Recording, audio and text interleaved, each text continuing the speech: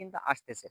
এবং সাম্প্রতিক সময়ে কিন্তু মালয়েশিয়ান সরকার কিন্তু একটা সিদ্ধান্ত নিয়েছে, সেটা হচ্ছে যে মালয়েশিয়াতে বর্তমানে যে মেডিকেল করতে হলে আপনাকে অবশ্যই বাংলাদেশে যেমন FWCMS এর মাধ্যমে মেডিকেল করতে হলে আপনাকে হাতে ১০ আঙুলের ছাপ দেওয়া লাগবে। ঠিক তেমনই কিন্তু মালয়েশিয়াতে কিন্তু অবস্থারত আপনাকে নতুন কাজের অনুমতি নেওয়ার জন্য কিন্তু আপনাকে মেডিকেলের সাথে, সাথে কিন্তু আপনার ১০ আঙুলের ছাপও কিন্তু নেওয়া লাগবে।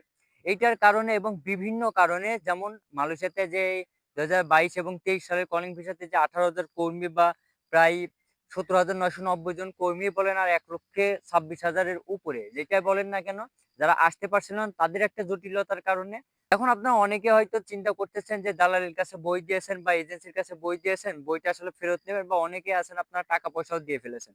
তাদের আসলে এখন বর্তমানে করণীয়টা আসলে কি?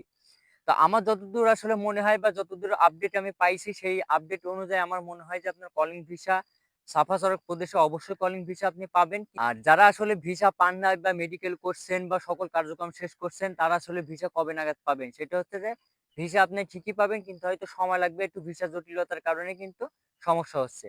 তো অবশ্যই আপনারা কিন্তু ভিসা কিন্তু অবশ্যই কিন্তু পাবেন এই ২০২৫ সালে। তো ভিউয়ার্স, আজকের ভিডিওটা এই পর্যন্তই ছিল। যদি ভিডিওটা ভালো লেগে থাকে তো অবশ্যই চ্যানেলটি সাবস্ক্রাইব করতে ভুলবেন না এবং পাশে আসা বেল আইকনটি প্রেস করে দিবেন।